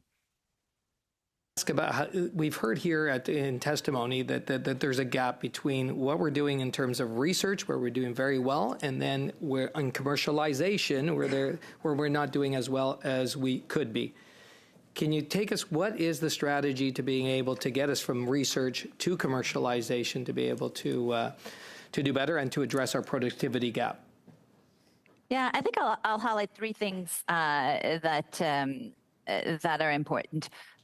First of all is to really continue to support a national strategy in terms of physical infrastructure, compute infrastructure, and data. Having clarity on that strategy will be absolutely essential. Otherwise, it's very difficult to continue to build out those models here domestically. The second one is really this sort of risk-based, sector-specific approach to regulation. I do think we have to keep pushing on that. And the third one, which I think I mentioned in my remarks, but is worth really digging into, is the government leading by example, really boosting productivity, sending a strong, buy Canadian signal for technology. It's easy sometimes to forget how deeply we are consuming technology built elsewhere throughout the government, and we have an opportunity here to really pivot. Thank you. My next question will be for Mr. Madden, and I want to ask about, I've got many SMEs in my constituency. In terms of the adoption of AI to businesses, is it happening fast enough? How are you helping with this transition? So I'd say the short answer is not happening fast enough. It's not happening fast enough for a couple of reasons, as was just pointed out. I think the first one is purely access. Access continues to be a big challenge. Even AI compute, we talk about that all the time. As a large organization ourselves, we are typically third, fourth, fifth in line to try and get that. And it's one of the reasons why we went and invested ourselves in this space. The second one is that if you look at a lot of small industries, they're still connected to the large hyperscalers and the grants that come from there. There's a whole incubation of capabilities that actually starts just past research, but at the startup stage. At the startup stage, where a lot of companies are looking for the right grants, for the right setup, et cetera, there are many hyperscaler grants that actually get them on. And once you're in that ecosystem, you're sort of connected, and it's a self-fulfilling piece. So from our perspective, while we're actively working with SMBs in a number of places, we've chosen to actually spend more time in the startup ecosystem. And if I look right here in Ottawa, We're working with LSPARC, which is a large consortium of startups, and we've got a number of startups now on the AI Factory deployed. We look at nationally, we've got folks like AIP, where it's 160 different startups that are coming into that ecosystem. We've set up 2 programs, one called the Catalyst program, that actually allows you and actually meets and matches some of those grants, right? So you come in and, while you're applying for different grants, et cetera, you have access to free infrastructure. And then going forward, you have access to very competitive pieces. On the second piece around, what can we do? I'd love to have a discussion with you on how we help. I myself, from Mississauga itself, and would love, but we are trying to reach all the local ecosystems in different places, and in some cases, we find that it's more efficient for us to work through an ecosystem of startups. Thank you. Thanks very much, Mr. Fonseca. Monsieur Saint-Marie, 2 minutes 30 secondes que tu peux donner tout de suite à Madame P. Mr. Saint-Marie, you have 2 minutes 30 seconds. I just wanted to say I'm glad that you talked about Rimouski and Hydro-Quebec. The importance of sovereignty at all levels, Ms. Pinault. Why is it important? There's also the question of economies of scale. With the size of the Canadian market, is it sufficient to have some competition? Answer. Thank you for the question. Let me start with data sovereignty. Perhaps we should specify 3 types of data. They're all important. The first is personal data. For example, regarding citizenship, medical files, it's important to keep control of them. And that question of sovereignty is really a question of control. We must have data sovereignty in our systems. Second of all, there's data concerning competitiveness. If we think of all our businesses, SMEs, but also major businesses, they all have a competitive edge. And that competitive edge, the data on it, needs to be protected. It can't be vulnerable to other uses that we can't control. The third, data, generated data, increasingly, something can be used to generate all kinds of data. We build agentic models that allow in-depth analyses of an entire sector to allow investments, for example. These analyses are being done increasingly through agentic models, and you gain economic value. So to be able to control this creation of economic value becomes so important for the government, but also for all Canadian businesses. I think that's where we need to continue, what we need to continue to work on. Thank you very much. Your colleague, Mr. Bengio, came to our committee and is quite worried about this loss of control in AI development. Are you equally concerned? You have a few seconds. I don't know if you can let us know what you think. Thank you. I'd say that in recent years,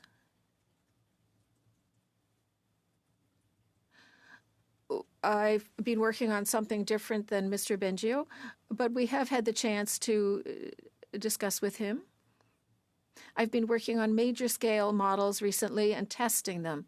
So it's from this experience that I make this recommendation, a risk-based approach. We can imagine all sorts of hypothetical risks. I'm really focused on the practical side, constructing and deploying these models. And my conclusion is that we need to have a risk-based approach. This has served us well in other industries, the automobile industry, nuclear industry, and so on. And it continues to be the model for risk management. I think that's what we need to use in AI as well. Thank you very much. Thank you, Mr. Saint-Marie. 5 minutes. Thank you, Mr. Chair, and thank you to all our witnesses for being here today. Mr. Maiden, I'd like to start with you. In your opening remarks, you indicated that 70% of the AI development in Canada is foreign-owned. Can you elaborate on that a little bit more and how that happened? Yeah, so we looked at patent data, and we said 75% of patents that are owned are foreign-owned and live here. And I think it starts literally at that stage. So you talked about the fact that we've got a lot of research that happens over here. We actually lose almost 25% of our STEM graduates that move down south immediately after graduation. So you look at the fact that beyond the startup stage, scale up, and most capital actually flows from outside of Canada. In fact, we have a TELUS Ventures arm, and I was at a conference a month and a half ago, and we're having a conversation over there for a number of Canadian startups. They actually said their first client was a U.S. client. They couldn't even find Canadian clients, and in a lot of cases, even to operate across a variety of different sectors, you're asked to actually give a reference from a U.S. client to show that you actually have scale. So there are a number of I would say, systemic barriers that hinder innovation at scale, and it plays out from there. So it's a lot of startups then end up moving down south or getting bought up through components. We also know a lot of funding comes in, especially in the space we're talking about, in the STEM ecosystem, comes in from places like DARPA, right, where actually then allows some of these businesses to go and grow and scale. So for me, that's the ecosystem that we're dealing with. It plays its way into our productivity data. It plays its way into a number of different components. Capital typically follows a risk profile, and I would say risk certainty comes from policy certainty. So the ask I would have of the committee would be, policy certainty will allow capital to flow and will allow our businesses to flourish in Canada. When you think of data sovereignty and both in infrastructure and development, what is some low-hanging fruit that you could share with the committee that we should be seized with?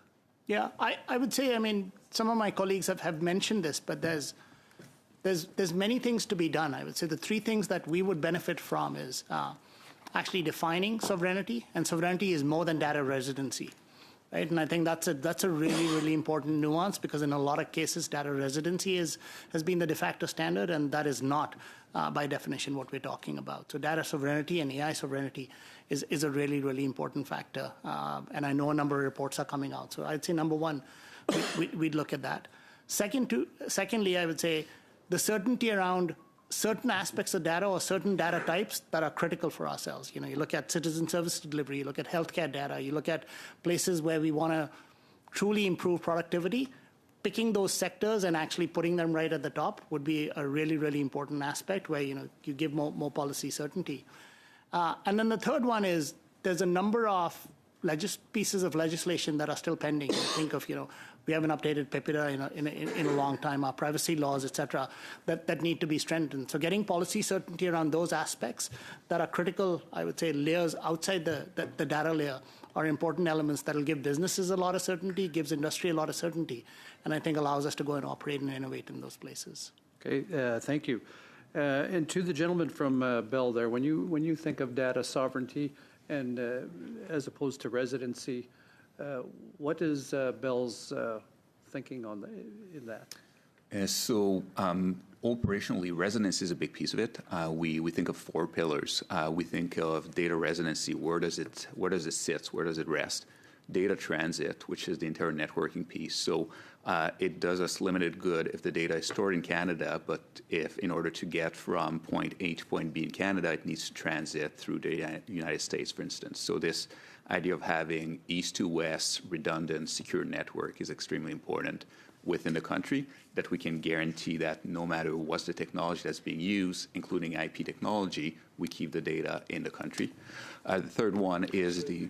Can I just interrupt there? So between the telecoms, is there a lot of infrastructure sharing that allows that data transfer from east to west? For the core transit of the data, it's typically managed independently by various telcos, with some commercial relationship in some cases. Okay. But we have links. Bell has dual links that go east to west that are fully redundant in Canadian territory. And you had a third point you were going to make. I interrupted you. Yeah, the third point is the operational control, what runs, what doesn't run, what is getting updated in the systems. And then the fourth one is the absolute control over governance of the systems in the jurisdiction. Okay, thank you. Thanks very much, Mr. Falk. Okay, Ms. Suds, you'll finish us off here with 5 minutes. Okay, brilliant. Thank you very much.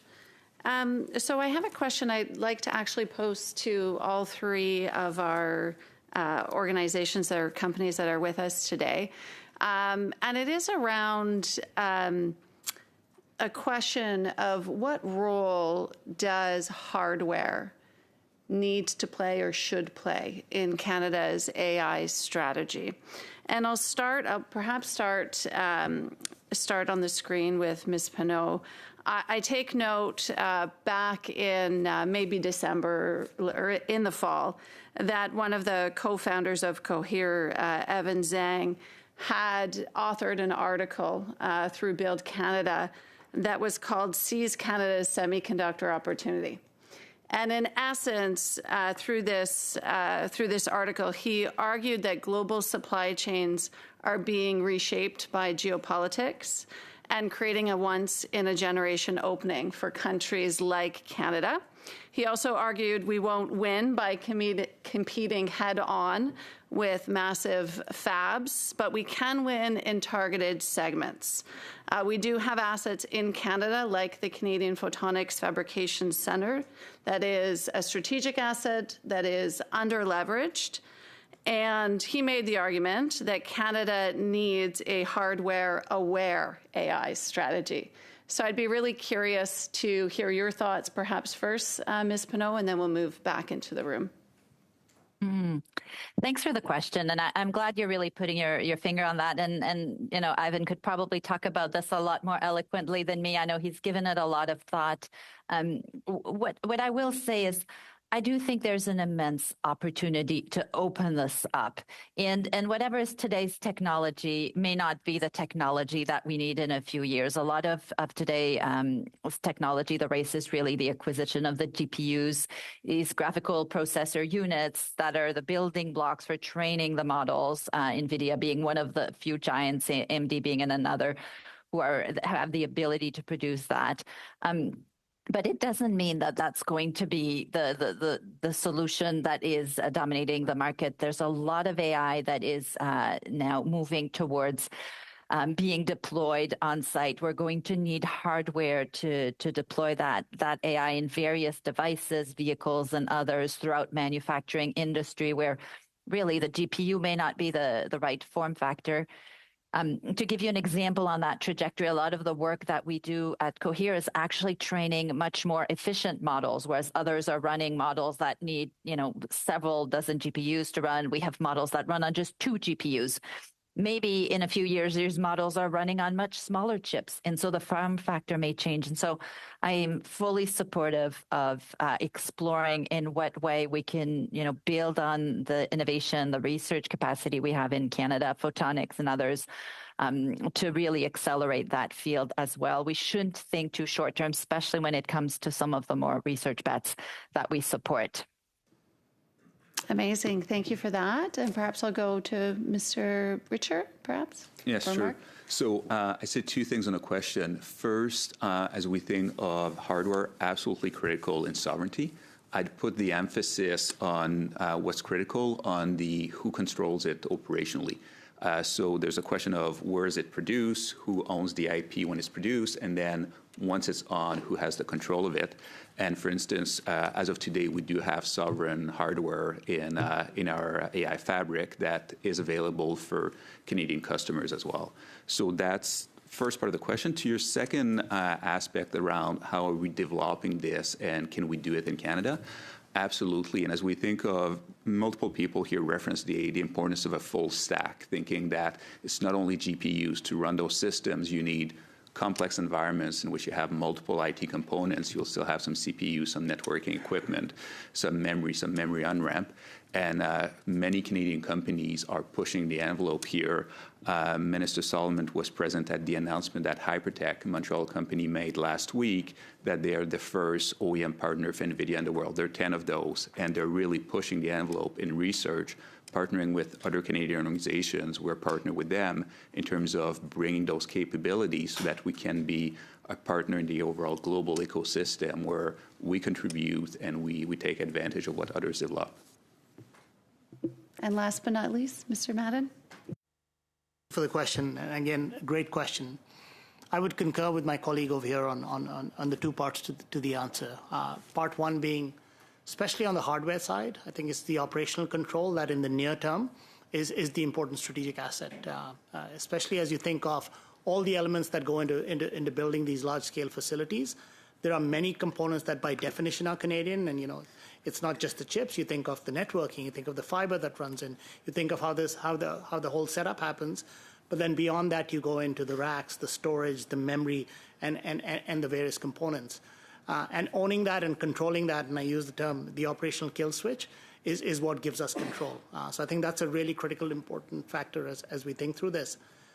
But then coming to the other part of the question, which is, how do we continue to develop and go on a buy Canadian aspect? And I think that's a really, really important aspect. And I would say beyond the GPUs and the CPUs and the TPUs, where there is an arms race going on, right? NVIDIA, who's one of our preferred partners and suppliers, are big over there. But companies like Broadcom are actually going and developing these at scale.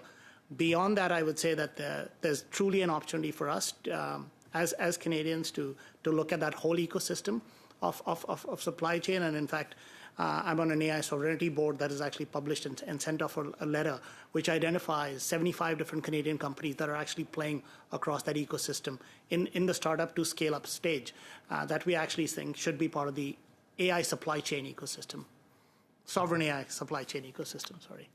Amazing. And I'll just wrap up super quick as the chair looks at me. My only comment back on that would be undoubtedly the kill switch certainly is an essential component. But I would also argue that we saw during COVID what happens when others want to get their pie first, their piece of pie first. And so I do think it's important to think about the hardware piece because the ability to source that from other countries is not a guarantee. So I'll leave it with that. Thank you, Chair. Thank you very much, Ms. Suds. Okay, colleagues, witnesses, appreciate you being here with us today. Again, as I said at the end of the first panel, and as I've been saying, it's a fascinating conversation and one that's incredibly timely, useful, and important for the committee and by extension for the House of Commons and the Government of Canada as it makes its decisions about where things are going to go moving forward with this massive disruption in technology and in our industry. Colleagues, thank you for a good, fruitful discussion. Meeting is adjourned.